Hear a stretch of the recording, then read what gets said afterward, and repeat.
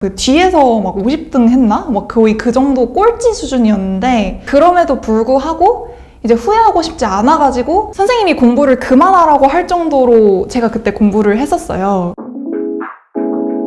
솔직히 여기서 어떻게 더 하겠냐 그 생각이 가장 많이 들었어요. 내가 이제 떨어지더라도 후회가 없다라는 그 감정이 실제로 들 수가 있는 감정이더라고요.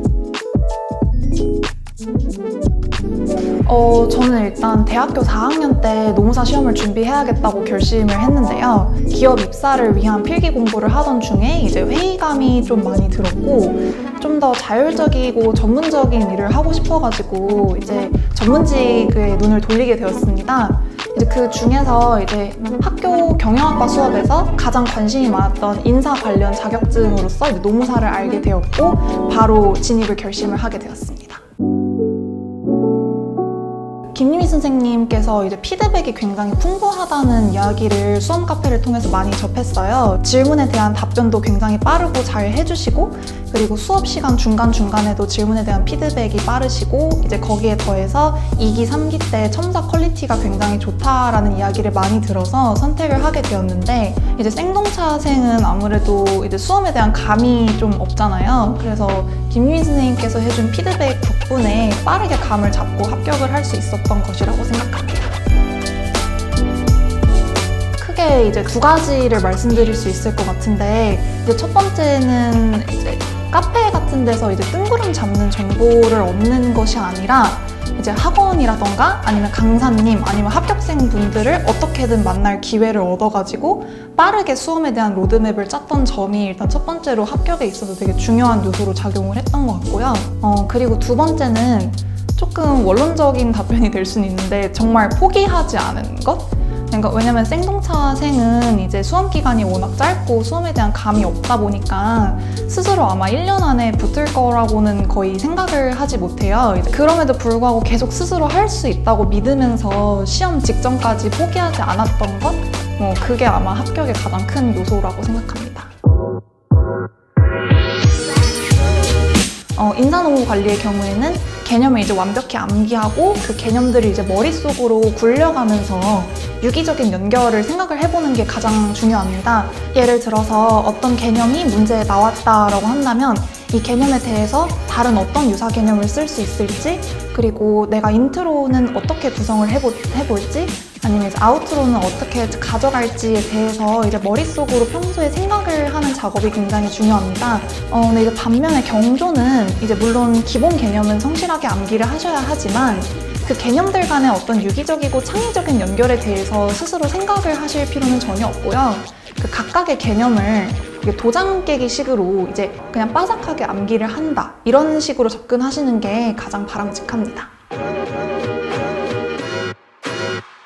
실강 수업의 장점이라고 한다면 일단 몰입력이 굉장히 높습니다. 이제 옆에서 같이 공부하는 수험생들도 많고 이제 그 수험생들이 이제 2기, 3기를 가면 정말 맹렬하게 답안지를 작성하는 모습을 보면서 그 수업 내에 모든 것을 해결한다는 생각으로 들어가기 때문에 진도가 밀리지 않는 점이 저는 가장 좋았습니다. 경조의 경우에는 이제 장단점이 굉장히 명확한데요. 어느 정도 암기를 성실하게 하면 일정 점수 이상을 항상 확보를 할 수 있다는 점이 가장 큰 장점입니다. 선택 과목을 이제 고민하시는 분들께 드리고 싶은 말씀은 법이나 경제에 대한 선행이 없다면 경조를 선택하는 게 가장 좋은 방법이 될 수 있다라고 말씀을 드리고 싶습니다. 그리고 또 한 가지 드리고 싶은 말씀은 강사 변경은 하더라도 선택 과목은 한번 정하셨으면 절대 변경을 하지 않으셨으면 좋겠습니다. 강사는 이제 스타일에 따라서 이제 변경을 할 수 있는 부분이기 때문에 좀 리스크가 있더라도 1기, 2기 때 이제 바꾸더라도 크게 무리는 없을 수 있는데요. 선택 과목의 경우에는 한번 정했다가 이제 나중에 바꾸실 경우에는 굉장히 수험 기간이 길어질 수 있는 부분이기 때문에 그런 점들을 주의를 하셨으면 좋겠습니다. 연기는 일단 암기는 정말 신경을 쓰지 않으셔도 되니까 무조건 이해 중심으로 접근을 하셨으면 좋겠습니다. 그리고 1기의 경우에는 이제 암기를 조금씩은 시작을 하시면 좋은데요. 그리고 이 시기에 시작해야 될 게 인사의 경우에는 지도 찾기를 좀 하셔야 되는데요. 제가 생각하기에는 개념 간의 이렇게 유기적인 연결을 파악하는 이 지도 찾기 과정은 1기에 한 80% 정도는 완성이 되어 있어야 한다고 생각합니다. 2기의 경우에는 이제 본격적으로 모의고사를 쓰는 연습을 하실 텐데요. 이때 저는 가장 중요하게 생각하는 게 완벽하게 암기해야 할 부분과 또 어느 정도 키워드만 암기하고 나머지 부분은 소위 말하는 그 비벼 쓸 수 있는 것들을 구분하는 작업이 필요하다고 생각합니다. 3기의 목표는 당연히 합격을 목표로 이제 암기를 계속 하셔야겠죠. 근데 이때는 이해가 되지 않는 부분이 있더라도 과감하게 버리시거나 아니면 이해되지 않는 부분도 전부 다 암기하시기를 바랍니다. 왜냐면 이 시기에는 무언가를 새롭게 이해하기에는 정말 늦었고요. 그래서 암기로 모든 것을 이제 부순다? 라는 느낌으로 이제 접근을 하셔야 될 것 같습니다. 수험생 분들께 해드리고 싶은 얘기가 사실 정말 많은데 이제 그 중에서 고르자면 좀 포기하지 말라는 말씀을 꼭 해드리고 싶었어요. 이게 2기, 3기 이제 가시다 보면 이 말을 지키기가 얼마나 어려운지에 대해서 이제 아시게 될 거예요. 그래서 그때 포기하지 않고 내가 지금 하는 싸움이 승산이 없다고 생각하더라도 약간 그럼에도 불구하고 매일매일 하는 게 너무 중요하다고 말씀을 드리고 싶어요.